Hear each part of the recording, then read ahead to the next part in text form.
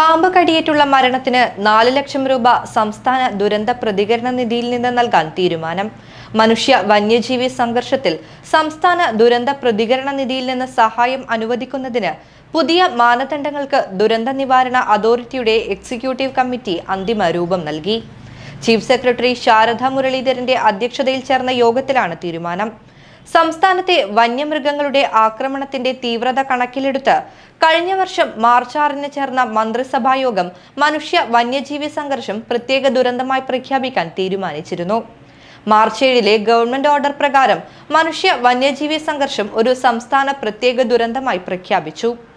മനുഷ്യ മൃഗ സംഘടനകൾ പ്രതിരോധിക്കുന്നത് ആസൂത്രണം ചെയ്യുന്നതിനും കൈകാര്യം ചെയ്യുന്നതിനും പ്രതികരിക്കുന്നതിനും ലഘൂകരിക്കുന്നതിനുമായി ഉന്നത ഉദ്യോഗസ്ഥരുടെ സംസ്ഥാനതല സമിതിയും രൂപീകരിച്ചിട്ടുണ്ട്.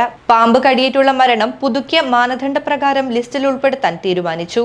പാമ്പ് കടിയേറ്റുള്ള മരണത്തിന് 4 ലക്ഷം രൂപ സംസ്ഥാന ദുരന്ത പ്രതികരണ നിധിയിൽ നിന്ന് നൽകും. വന്യമൃഗ സംഘർഷത്തെ പ്രതിരോധിക്കുന്നതിനിടയിൽ കിണറുകൾ, വളപ്പിലെ മതിൽ, വേലികൾ, ഉണക്കുന്ന അറകൾ തുടങ്ങിയ ആസ്തികൾക്ക് നാശനഷ്ടം സംഭവിച്ചാൽ പരമാവധി 1 ലക്ഷം രൂപ SDR ഫണ്ടിൽ നിന്നും അനുവദിക്കാനും തീരുമാനിച്ചു. വനം വകുപ്പിൽ സംസ്ഥാന തലത്തിലും ഡിവിഷൻ തലത്തിലും കൺട്രോൾ റൂമുകൾ സ്ഥാപിക്കും. ഇതിനായി 3,72 ലക്ഷം രൂപയ്ക്കുള്ള നിർദ്ദേശം അംഗീകരിച്ചു. ഇത് ഒറ്റത്തവണ ഗ്രാന്റാണ്.